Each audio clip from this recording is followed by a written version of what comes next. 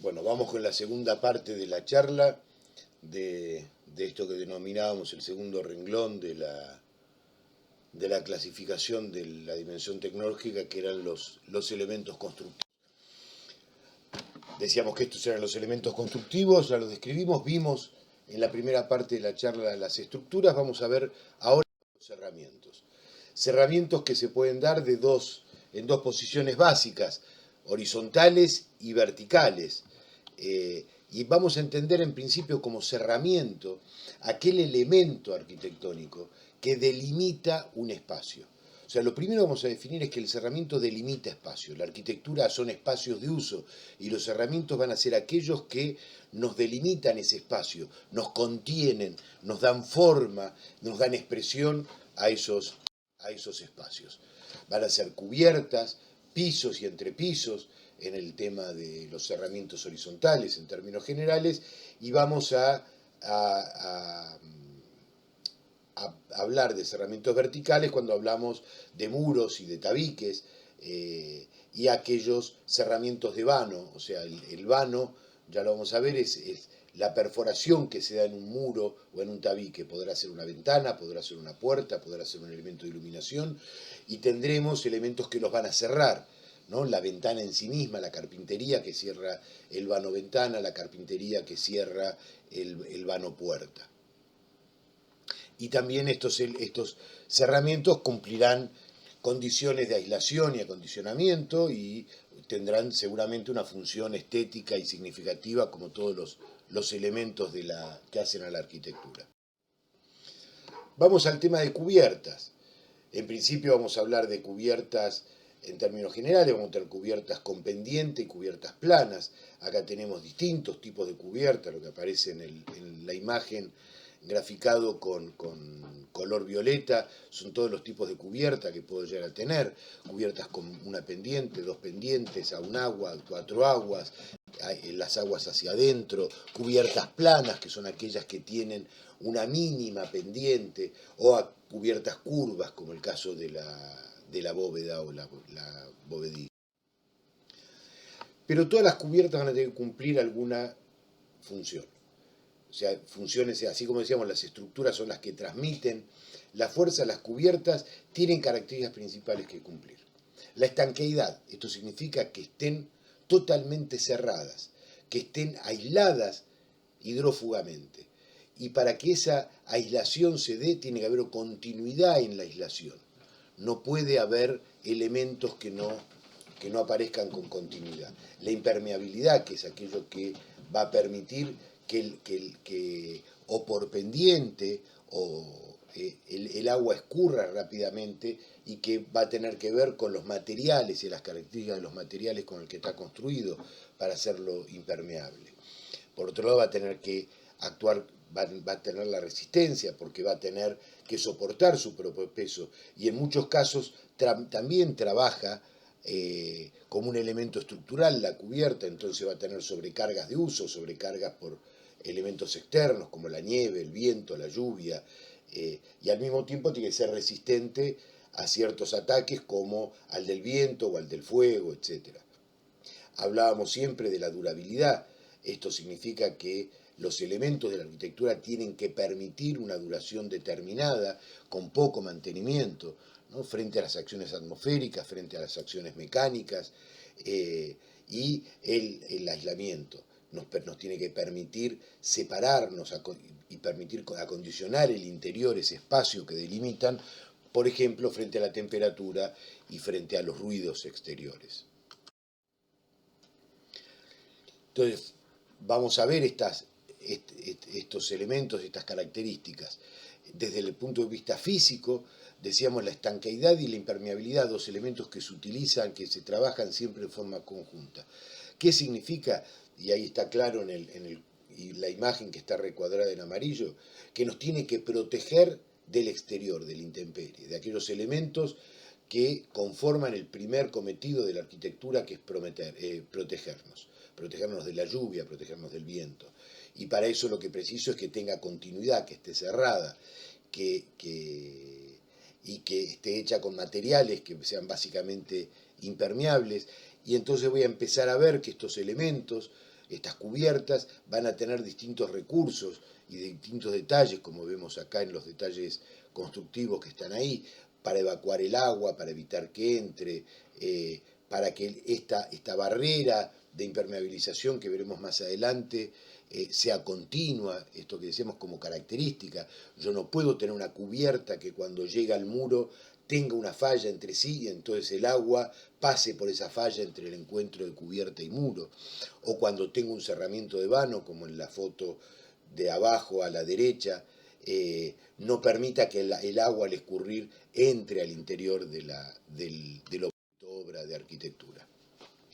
Resistencia que decíamos, ¿no? Resistencia a que las cubiertas pueden soportar una carga, por ejemplo, como está en la foto de abajo, de nieve, o que sea una azotea accesible y se dé un uso y haya gente transitando, equipamiento, muebles, o la resistencia al viento, ¿no? Ahí vemos el desastre que puede hacer el viento si no tengo esa resistencia y esa duración. Dos elementos también asociados, resistencia y durabilidad, ¿no? Frente a todos los elementos que voy a tener. Aquí vemos en el gráfico de arriba, que tiene el recuadro azul, los agentes que pueden afectar esta resistencia, ¿no? Emplazamiento de agua, la nieve, la lluvia o el granizo, las fuerzas vivas, que es el uso de estos herramientas, o inclusive la reacción propia del suelo, si estoy hablando de parte de este objeto obra enterrado. El aislamiento que decíamos, frente a la temperatura y frente a los ruidos. O sea, una de las características que vimos de la obra de arquitectura es que aparte de contenernos y de protegernos, tiene que brindarnos confort. Y para eso precisamos que estos elementos de la arquitectura, en este caso los cerramientos horizontales, en este caso la cubierta, no permitan que, por ejemplo, ante un exceso de temperatura exterior, ese exceso de temperatura entre al interior del objeto arquitectura y nos permita un acondicionamiento, o a la inversa, que en los momentos de frío, cuando hay poca energía calórica, ustedes saben que el calor es una energía y se transmite de la zona de mayor cantidad de energía a la zona de menor cantidad de energía, o sea, del calor hacia el frío. No permita en invierno que ese calor que genero para acondicionar se escape de este ambiente interior. Eso lo llamamos el aislamiento. Y también frente a los ruidos, ¿no? Que puede ser dentro del mismo espacio, como vemos ahí en la imagen, ¿no? Si alguien toca la batería en un piso, que el que está durmiendo en el piso de abajo no soporte los ruidos, o los ruidos exteriores hacia el interior de un espacio. Y para eso vamos a usar distintos elementos, pensando en esto que estuvimos analizando, que son las propiedades de los materiales como aislantes sonoros, o la disposición física, entendiendo que el sonido, ya lo vamos a ver presencialmente, se transmite a través de ondas, y esas ondas las tengo que poder dirigir, las tengo que poder contener. Pero sin duda una de las funciones principales también de la cubierta, más allá de todas estas que hacen al cumplimiento de las condiciones básicas, tiene que ver con una función estética de la cubierta.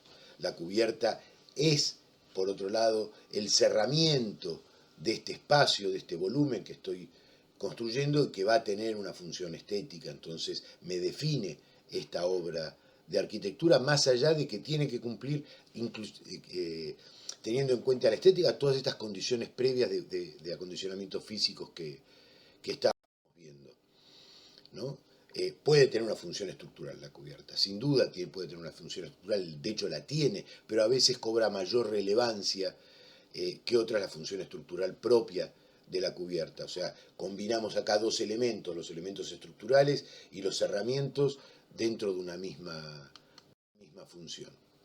Y sin duda, como siempre en todos los elementos de la arquitectura, la función simbólica, ¿no? Si recuerdan, en la charla de estructuras habíamos visto algunas imágenes de esta iglesia que está arriba a la derecha, que es Ronjam de Le Corbusier. Entonces fíjense cómo eso que veíamos desde el interior, que aparecía esa raja por sobre el muro y me permitía la luz, sin embargo esa cubierta expresa ese volumen, ese peso, esa contención que tiene, o las obras de Calatrava, como la que está arriba a la izquierda, o esa ampliación del Louvre en la imagen posterior. Hay un elemento simbólico muy fuerte, en el caso del Louvre, la posibilidad de la entrada de luz hacia ese interior que tiene y que le da esa cuestión de que entra la cultura a través de la iluminación, un concepto muy europeo. Al mismo tiempo, las cubiertas me deberían permitir otras funciones, por ejemplo, la de iluminación o ventilación, como en estos casos, ¿no? Donde puedo combinar la forma, la posición, el elemento con aquella cuestión de entrada de luz, de generación de interiores con una vida realmente interesante. Decíamos también dentro de los cerramientos horizontales, los pisos y los entrepisos, ¿no? Por ejemplo, en este esquema de hormigón armado, donde cada piso tiene un cerramiento horizontal que limita ese espacio respecto de lo que tiene arriba y lo que tiene por debajo. Y también estos pisos y entrepisos van a tener funciones físicas, como habíamos visto, la estanqueidad, la resistencia, la durabilidad y el aislamiento va a ser común a todos los cerramientos horizontales. Quizás aquellos que hablen de la estanqueidad tengan mayor protagonismo en una cubierta que en un piso o en un entrepiso, sobre todo en entrepisos, ¿no? Y en el piso tendremos inclusive esa aislación desde abajo, desde la humedad que sube desde el terreno, ¿no? Y siempre van a estar actuando como elementos estructurales, o sea, que esto que vemos separado en el análisis, elementos estructurales, elementos de cerramiento, en algún momento también se combinan y pueden actuar en los dos sentidos.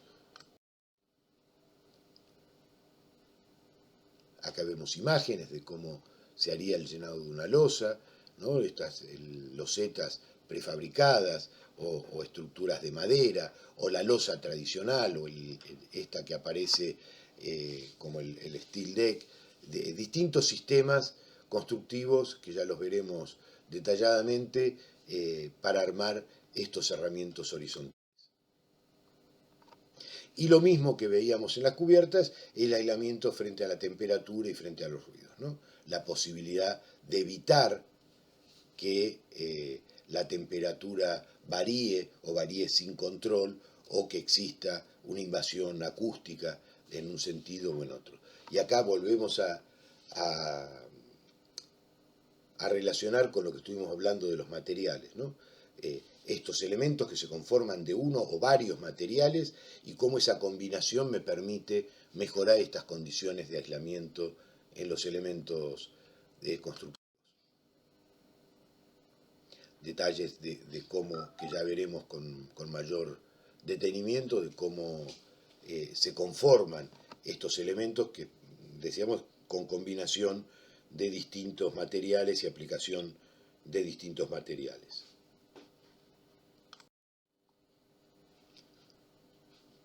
¿No? En este caso vemos el tema de los materiales que nos permiten una aislación hidrófuga, las membranas que complementan la estructura del cerramiento, o aquellos materiales que me permiten la aislación térmica o acústica, como la lana de vidrio. Por último, en estos cerramientos horizontales contamos con los contrapisos, que son aquellos que voy a trabajar en principio para poder armar el piso. ¿Qué es el contrapiso? Cumple funciones de relleno, de nivelación, en algunos casos dar pendientes, puede ser sobre terreno natural. Esto es cuando tengo las fundaciones, entonces lo que tengo es el soporte sobre el propio terreno natural. Puede ser sobre una losa que va a funcionar entonces también como aislante acústico y le va a dar pendiente y le va a dar carga, o sobre azoteas que permite darle pendiente para la ejecución de los desagües. Acá tenemos algunas imágenes de la ejecución del contrapiso. Cuando es sobre terreno natural, siempre se aísla este contrapiso, y la aislación a través de una película, de un film de entre 200 y 400 micrones de espesor, tiene que ver más que con la posibilidad de ascensión de la humedad, en una característica que ustedes vieron cuando analizaron materiales como el cemento, que tiene que ver que el cemento, para construir este entrepiso, este contrapiso, arma una argamasa, un mortero, un hormigón pobre, y que para fraguar requiere una cantidad determinada de agua.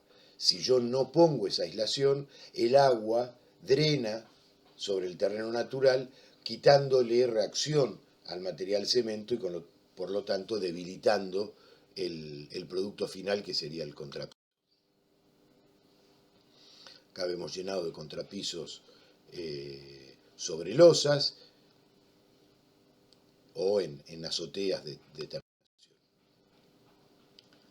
Por arriba de ese contrapiso vamos a tener una carpeta. Ya vamos a analizar en forma particular qué significa esto que figura abajo, que son los distintos morteros que utilizo según el tipo de terminación que le voy a dar a estos pisos, entrepisos, que podrán ser graníticos, calcáreos, vinílicos, de goma, de madera, alfombras, etc. Cada uno tendrá un asentamiento distinto y esto es lo que denominamos solado. Solado va a ser aquel elemento, el piso en sí mismo, donde aparece la terminación. Y estos solados van a tener también expresión, van a tener forma, van a tener color, van a ser esa piel que delimita ese espacio interior y que le va a dar significación y calidez a ese lugar. Por otro lado, estos pisos pueden actuar como soportes de las instalaciones, que ya veremos más adelante, tanto de las instalaciones de aguas y desagües, por ejemplo, como las imágenes de arriba, como situaciones como piso radiante o un entrepiso técnico que me permita el cableado. Esto también es función de estos cerramientos horizontales, ¿no? Y una función netamente estética. Que vemos que nos permite generar estos espacios con una calidez determinada. Y en esto tiene que ver también la expresión clara de cada uno de los materiales. Siempre estamos relacionando en esta escala que estamos barriendo de la dimensión tecnológica, un escalón con otro, no la de los materiales con los elementos en este caso. Y también de comunicación, ¿no? Una adecuación del solado me va a permitir transmitir una cuestión, como la plaza donde indico cuáles son las zonas de circulación y las zonas estancas, o en esa entrada o en ese acceso hacia un estar comedor, como diferencio con un corte en el solado, cuál es el elemento de espacio con menos movimiento, más estanco, ¿no? El comedor o el estar, con aquel elemento de circulación que es el acceso propiamente dicho. O en la imagen que tenemos a la derecha, donde por textura ese solado me indica que estoy llegando a una zona peligrosa o que tengo que tener cuidado. Por ejemplo, para el caso de los no videntes o los distraídos que van leyendo el celular y no miran por dónde están caminando.